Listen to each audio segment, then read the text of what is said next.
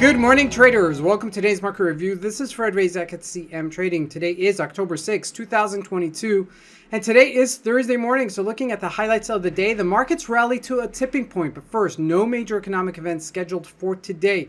So as we look at the various markets, starting out with the Forex symbols, we're getting a mixed bag after rebounding and a shift in the market as well. Looking at the indices, the Dow Jones and the NASDAQ at resistance, and will it push higher?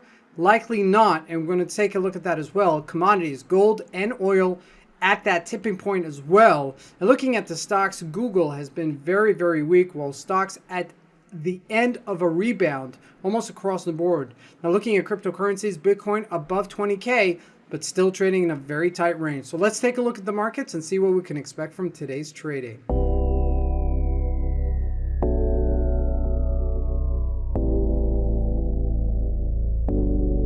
So here we go. We're taking a look here at the Euro USD.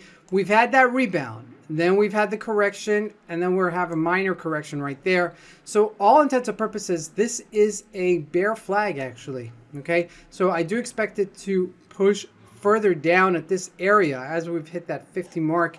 On a 4-hour chart, to hit a 200-day moving average is not so significant, but if we look at a weekly chart, we are right there at the 8-day moving average as we've pushed to that extreme. Okay, so just keep that in mind. Looking at the GBP USD also, we have a very similar chart, right? We've recovered, sold off a little bit, and now we're just bouncing off of it just a bit and hitting a significant resistance-ish level. When we look at the Canadian dollar though, we're seeing a tremendous correction there after it hitting that level as well at that 138-ish level, and then but doing the inverse here. Okay, instead of going up and then retracing and then going down, this is going down, up, and then retracing. So it's the flip, which is understandable because it's the USD CAD, not the US dollar is the one being traded, not the one being quoted, instead of the Euro USD, which is the inverse, right? That's what we've said before. So keep that in mind here, as this is also trading in tandem.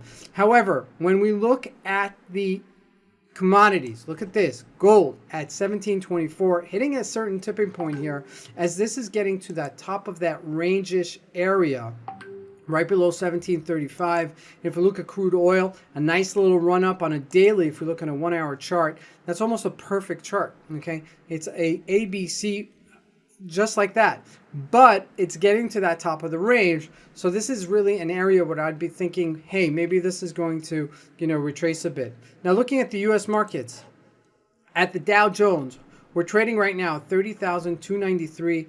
A little bit strong here. Okay, it was strong this morning. You can see it's selling off this morning just now, but it has been a little bit strong, and it's getting to a point where it's almost at 50% of our sell-off and then our bounce. So this is really a key level for us to potentially correct. Now looking at the NASDAQ also, this is also at that area as well. And if we look at the individual stocks, the one I want to highlight is Google.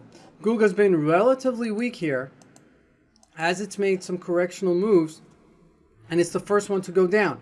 Microsoft has not gone down as quickly. Apple hasn't gone down as quickly, but you see that the bounces are less and less, and Facebook is actually very, very weak here as it's making a correction on the downside as well.